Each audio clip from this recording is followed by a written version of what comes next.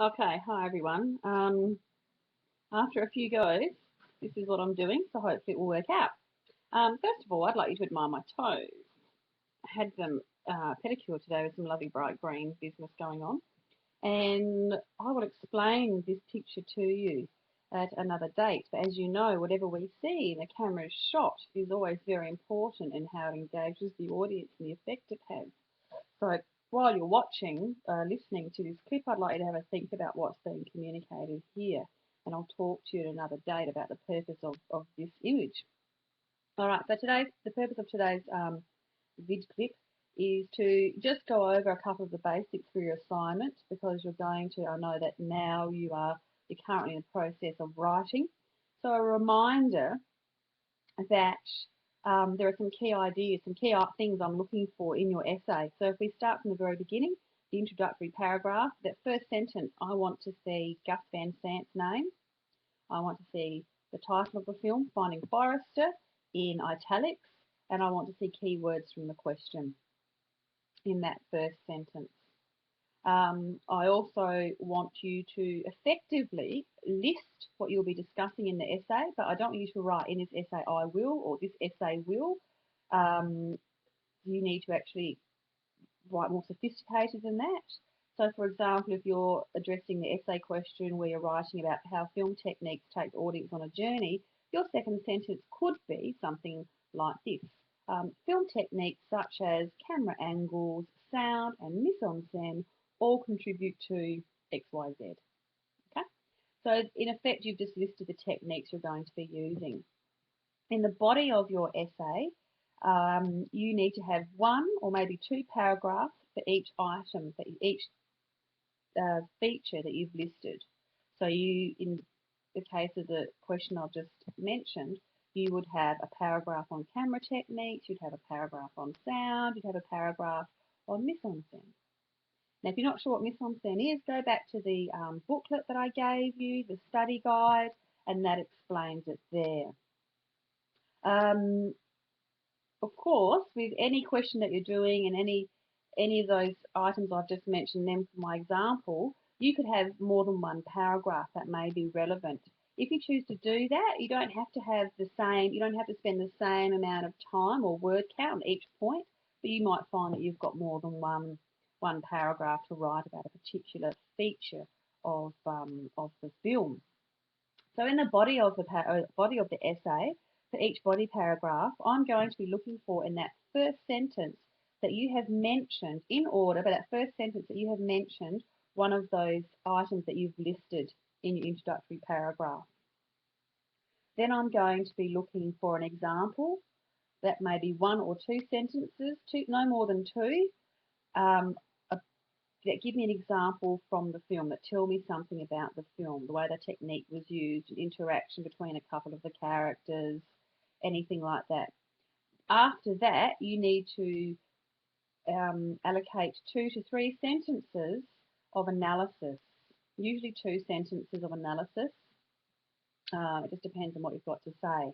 Then the last sentence in that paragraph needs to take the reader, so that's myself, or the moderator, needs to take us back to the key idea behind your essay question. So you need to think about what words you're going to use in that last sentence. So for some of your last sentences, you may use the director's name. Now remember, the first time that you use the director's name, you may decide, yeah, not you may decide, you will use his full name, so Gus Van Sant. Then every other time you mention his name, you use his surname, Van Sant.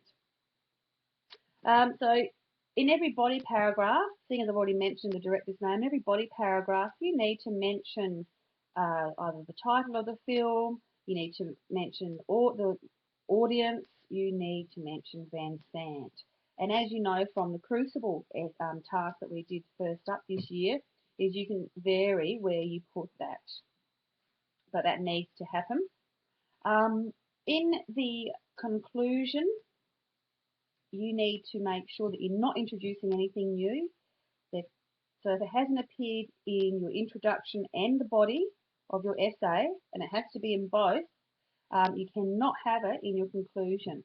If you mention something in your conclusion and you think it's really good but hasn't appeared anywhere else, then you need to go back and put it in.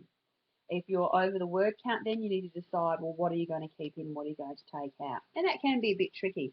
But of course, if in doubt, put it in. And when I look at your draft, I can have a look at what you've written and give some suggestions as to what you should keep in and what you should take out.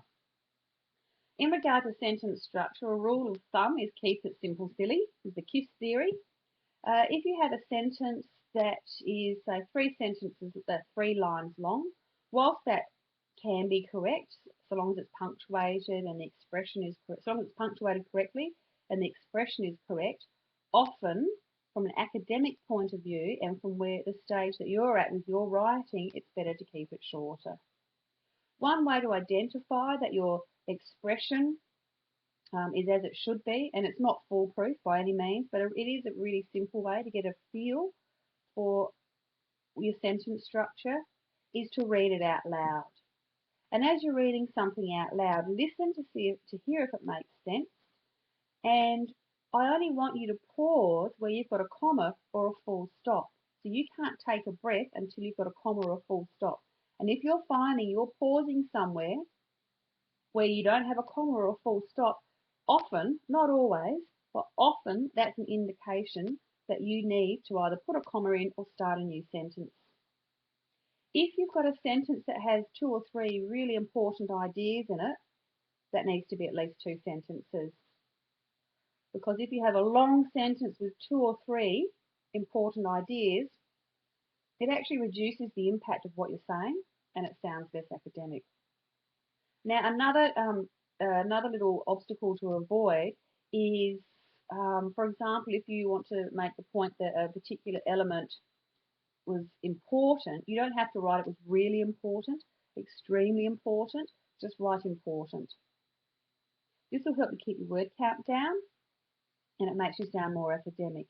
Now, just before I sign off, another point I want to make is that it is important, I won't say really important, but it is important in capital letters that you use that word bank that I gave you in the textbook at the beginning of this year. If you've misplaced that, there's also a word bank that I gave you in the study hints booklet. If you've misplaced the study hints booklet, if you go onto our Modo page, into the folder section, click on that and then click on Finding Forester folder. Everything that I've given you is there. So the PowerPoints, the study guide, the helpful hints, all of that's there. I'm going to leave it there. Next time I send you a clip, we will be somewhere else. So make sure you have a look at the helpful hints on your particular sheet and that you are using the director's words, the name of the film in italics, keywords from the question, taking me back to the key idea from the question at the end of every paragraph. Okay, if in doubt, have a go, and when you submit your draft, I can give you that feedback. So thank you, and thank you for my tour. Okay.